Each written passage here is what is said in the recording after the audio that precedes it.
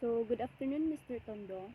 So, the story that you given to me is all about the story of my life by Helen Keller.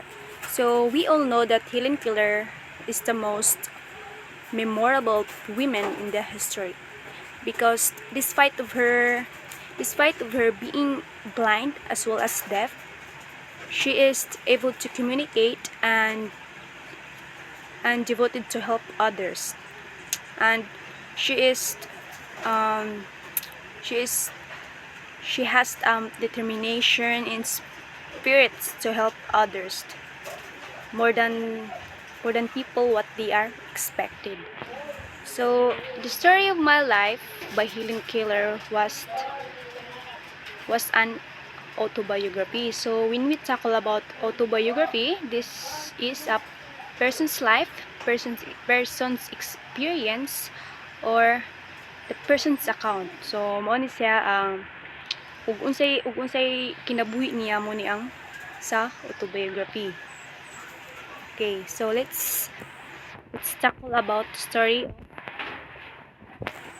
Helen Keller. So first, the author's background.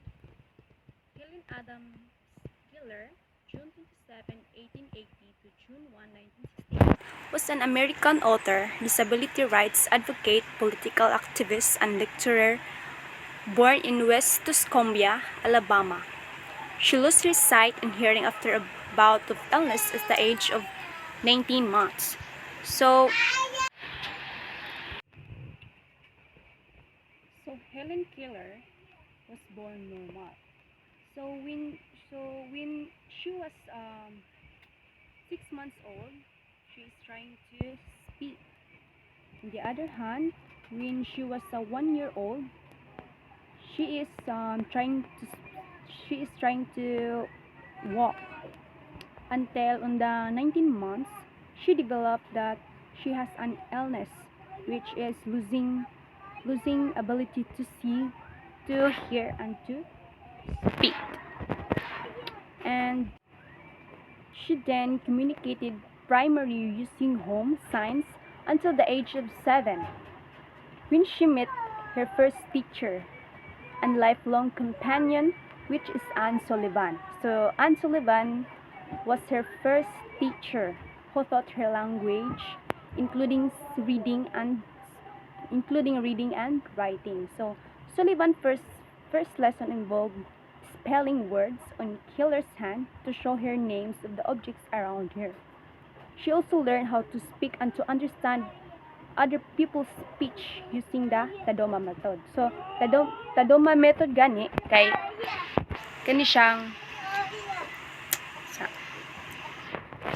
so so again the the the Tadoma method is using our hands, like kani siya gamiton ni siya sa liog dire nya kani sa mouth and then dire sa cheek, and I don't know how kanang giun sa nila ni pagkuan or makasabot sila rin nakamao ani. So mo na siya ang Tadoma using our hands ra jud na dire. Moras I just search it. So after an education of both specialist and mainstream schools, she attended Radcliffe College of Harvard University and became the first deaf-blind person to earn a Bachelor's of Arts degree. So siya ra naka-graduate of Bachelor of Arts degree. Siya ra sad ang first person nga deaf-blind. So, she worked for the American Foundation of the Blind, which is AFB, from 1922 until 1968, during which time she toured the United States and traveled to 35 countries around the globe, advocating for those with vision loss. So, pagkaman na to ni ito ning katong that time niya din siya sa United States, travel sa mga 35 countries to those with vision, to globe the advocate for those vision lost. Okay. So the characters and characterization. So Helen Keller, so mo gini author. Helen Keller is the author and the narrator of the story. She is the author and siya sad ang narrator. Okay? Siya may nagahimuan ni nga story, yaman ni nga life, yan ni nga experience. So, Anne Sullivan, her first real teacher of Helen, she attempted many times to reach Helen. So, Anne Sullivan, the first teacher of Helen. So, mo ning nagatudlo ni Helen, mo gining naning kamot nga mo'y mutudlo gid ni Helen even if Helen has a disability or kanang saglisod kay tudloan si Helen, naning kamot gid siya nga iyang matudloan ug iyang mako niyang mission. So, Dr. Alexander Graham Bell, the famed inventor of the telephone and devoted advocate on behalf of blind and deaf children. So, siya sad ang nag-inventor sa mga telephone sa mga buta o para sa mga buta o para sa mga dili kadungog nga mga bata. So, Mr. Anagnos. So, Mr. Anagnos is a dear friend to Helen, an educator deeply invested in her growth and success. So, mo siya si Mr. Anagnos. So, si Arthur H. Keller, mo ni ang papa ni Helen. Helen's father, whose lineage traces back to Switzerland. So, Miss Sarah Fuller. So, Helen's speech teacher at the Horaceman School in the New York City. So, Kate Adam Hiller isa Helen's mother. Misa niya ang mama ni Helen. Nga close jud kaayo niya, di ba? So, Mildred Keller, Helen's younger sister. So, muna igso ni Helen. So, Martha Washington, the daughter of the Keller family's cook and one of the Helen's children playmates. Okay, next. So, summary of the story. So, Miss Sullivan taught Helen the names of objects by giving them to her and then spelling out the letters of their name in their hand. So, while Miss Sullivan taught by Helen about like spelling the letters, yan. Kanisad si Helen ay yarang gamit yarang kamot gyapon katong giingon usay panganan ni nga hands gamit niya. So, Helen learned to spell these words through imitation, without understanding what she was doing, but eventually had a breakthrough and realized that everything had a name and that Miss Sullivan was teaching them to her. So, from this point, Helen acquired language rapidly. She particularly enjoyed learning out in nature, where she and her teacher would take walks and she would ask questions about her surroundings. Soon after this, Helen learned how to read. So, nakakaton na gid si Helen. Dali ra makakaton si Helen because she is a fast learner. She is smart. Miss Sullivan taught her by giving her strips of cardboard with raised letters in them and then having her act out of the sentence with objects. Soon, Helen could read entire books. So, si Helen, makabasa na siya sa libro. Kung siya nakasuwat, makabasa na siya. Because to the help of Miss Sullivan. So, in May 1888, Helen went north to visit Boston with her mother and teacher. She spent some time studying at the Perkins Institute of the Blind and quickly befriended the other blind girls who were her age. So, dito, ato sila sa north, Boston with her mother and the teacher. Patungkoy, gapunto niya yung teacher nga si Sullivan. She spent more time studying and Perkins Institute of the Blind. So, kani nga, eskwelahan niya sa mga buta.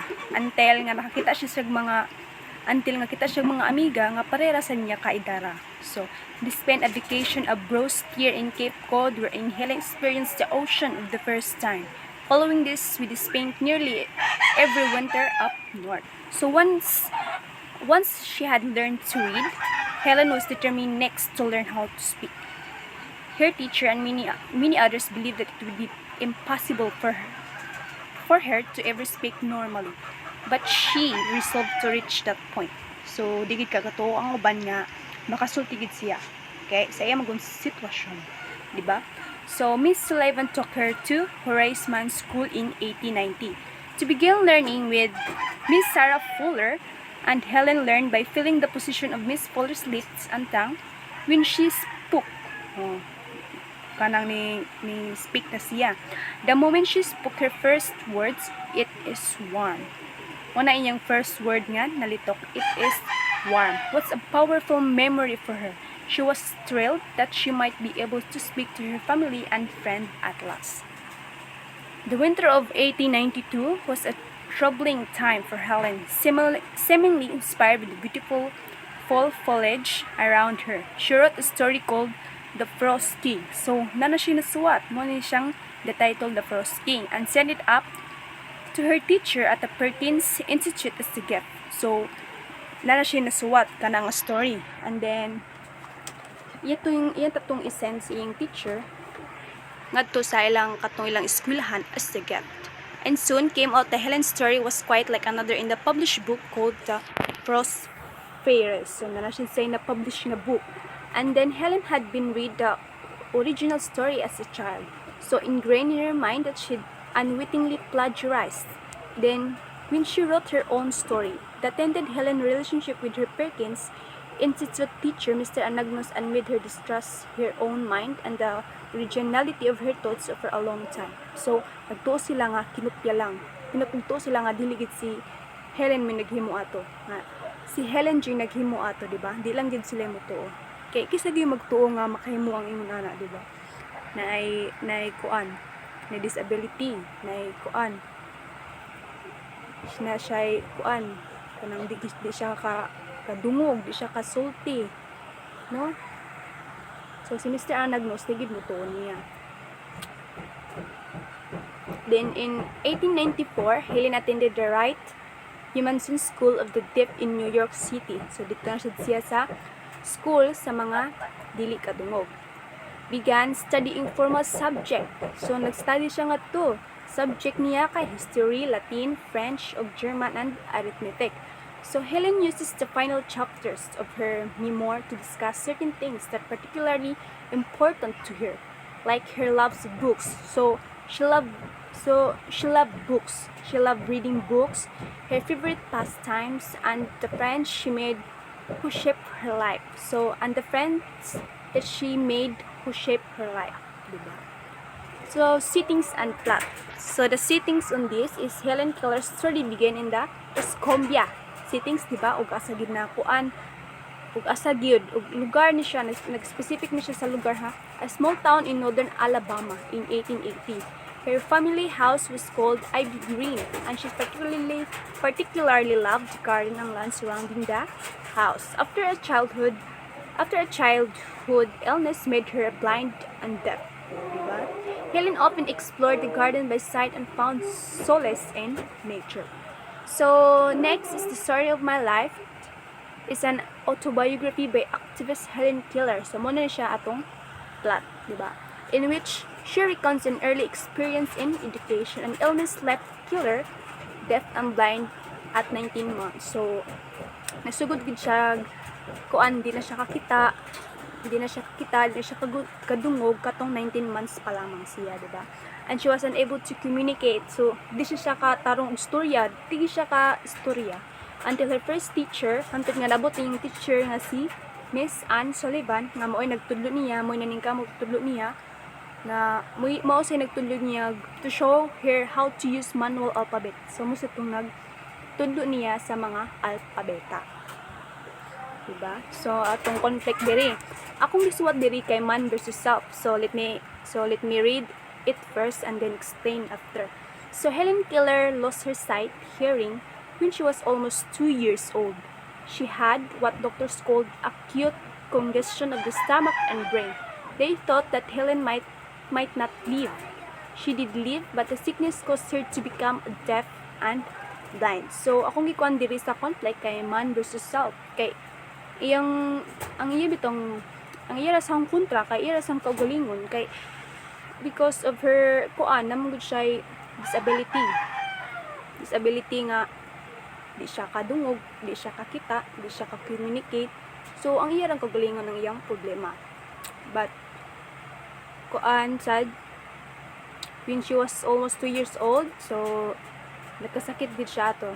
Ang katuyang sakit mo tuy nakako sa iyang pagkabuta o pagkadungog. So nagdungan jud ang duha. So morning man versus self kay iya ramang kagulingon ng iyang kontra.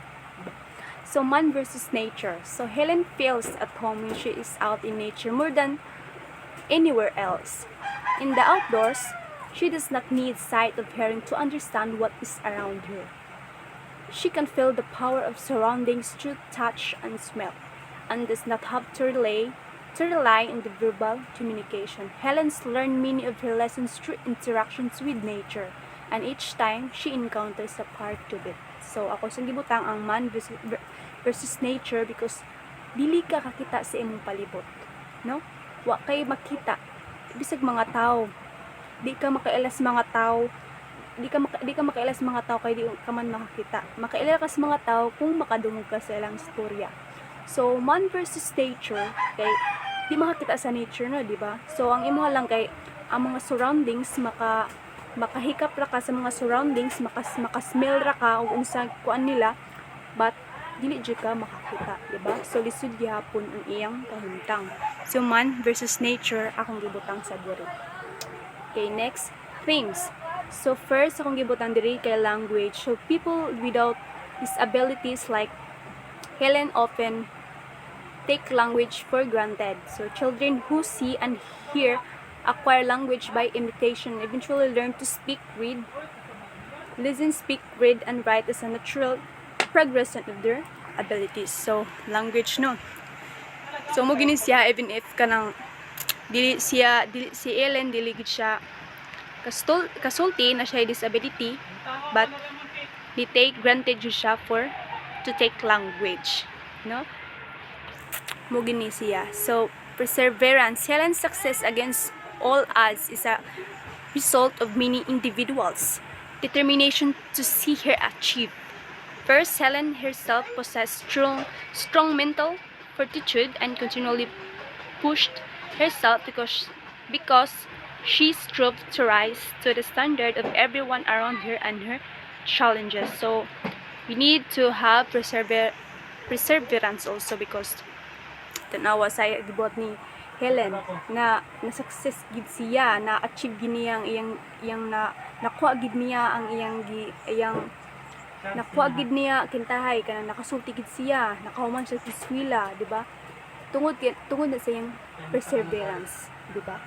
Na ang iyang pagpaningkamot ning resulta na achieve mo na ang perseverance. So Helen's success, so na success gid, di ba? Throughout of all challenges nakuan gid niya, di ba? So for education, before she began her education, Helen lived life in the dark, di ba? Frustrated and angry because those around her could not understand her. So of course, kasi di makasabot sa digit kasulti, di kadungog o kanang di kasulti, dili kadungog ug digit kakita. So kinsa gi makasabot, di ba? Lisod jud sabto ng kanang mga ingon ana, but we have to still understand. Di na to sila katawan, di ba? So education changed Helen's life and empowered her to achieve things that one would be expect a person with her handicaps to achieve. Helen's teacher is portrayed as a heroine more because of the way she was able to educate Helen. And Helen herself carries a deep love of learning with her to every school she attends. All of this contributes to one of the most important themes, that education is unique, transformative. So, di ba? Even if kuan siya, bungol ka ni siya, na siya yung mga disability. Kauman ka po siya sa iyang pag-eskwela, which is an education, di ba? Og sa una, og unsa kang kitang iyang life sa una, karon na kolora na. Kaya nga naman, nakaskwela naman siya. Bright man siya nga pagkabata, di ba? Bright siya. And then ang iyang teacher, ning kamot nga maka-camp up, makakuha dayon siya. Then, fast learner pagid siya, di ba? And then, na-cum laude pagid siya. Bright yung kaayo, di ba? Next is symbolism. So, symbolism. So, the ocean is a symbol of both fantasy and reality. Before Helen saw the ocean for herself, is during her first trip to, and it was merely a distant idea of romanticized part of nature that she is only read about in books. When she says, for the first time, she is knocked over, tossed around by the wave, and really hits her heart. So, symbolism, okay, ocean, because it's symbols of both fantasy and reality. So, pwede siya sa nato makuan sa fantasy and reality. Before Helen saw the ocean for herself during her first trip to Massachusetts. So next is the cherry tree. So the cherry tree that Helen is perched in within thunderstorm hits symbolize the duality of nature. So it's beautiful and alluring, which is what drew Helen to climb in the first place. So, di ba? Musa ni siyang the cherry tree. So the train is a symbol for mobility, travel, and the breaking of boundaries. Before Helen began her education, she was confined to her home to Scambia with the communication and interpretation skills necessary to her to venture anywhere else, diba? So lesson learned. So for me, is never give up. Life is full of challenges. So diba? So si Helen Mangani wala mangani give up even though she has disability, di ba? Di siya kadungog, di siya kasulti, di siya kakita, huwag siya ni give up, di ba? So kuan usa jud siya nga dili jud ay rason nga kay ingon ana alang jud ka hingod sa hangtod, di ba? So, sa ingon anak ka, nagiday na path na pangitan gid din nagpaagi o unsaon, di ba? Kung maning ka maputik ang tao. Pero sa ingon ana nga sitwasyon lisod jud, di ba? Ang atuan na lang kay ang pagpaningkamot og mangita og paagi, di ba? So, another lesson is to work hard, which Ellen did to learn how to speak and earn a degree, di ba? Niningkamot gid si Helen kay sagdi siya kabasa. Di ba? Nakakatungid siya tungod sa iyang teacher nga si Anne Sullivan. So, nakakatungid siya, nakasulti na siya, and how to speak, to learn how to speak, and then naka-earn siya degree, di ba? O na cum laude pagid siya pag-graduate. Kay smart man siya, and then nakahimo siya mga 12 books or 14 books. So, dagan siya nahimo nga libro, di ba? And focus on the positive and you'll be happier. No one knew more about life, cruelty, and challenges than Helen Keller. So, what kibaw nga napaday mas grabe ni Helen Keller, di ba? But she didn't let that kill her spirit. So, wa siya nagpadaan na, wa siya nga butas siya, di siya kasulti, di siya kadungo, wa siya nagpadaan na, di ba? In fact, Helen was known for her constant positivity. She said, so mo ni giingon ni Helen, keep your face in the sunshine and you will never see the shadow. As well as, although the world is full of suffering, it's full also of overcoming of it, and that's coming from someone who truly overcome her suffering. So, atong kinabuhi diri sa kalibutan, kailangan na nato isakripisyo. Full of sacrificing na gingon, o full of sacrificing kay puno jud sa atong pagsakripisyo. Kailangan kita mo work hard, kailangan kita maningkamot, kailangan kita natong agian og kakapoy, kakugi aron ma-achieve nato ang atong goal, ma-achieve nato ang atong ganahan nga makuha. So mo gina siya, di ba? So even if kaning si Helen ingon anin siya na si disability, wa siya ni give up. How much more na lang kang kitang mga walay disability, mga tapulan kay ta, di ba? Pero dili tanan ha. Nagi tay mga tapulan ta, pero kani si Helen naningkamot. Bright chika di siya, di ba? Fast learner, cum laude. Oh, bright kay siya, di ba? Wag siya nagpada sa iyang disability. Nag-think positive ra gid siya, di ba? So, thank you for listening. Bye.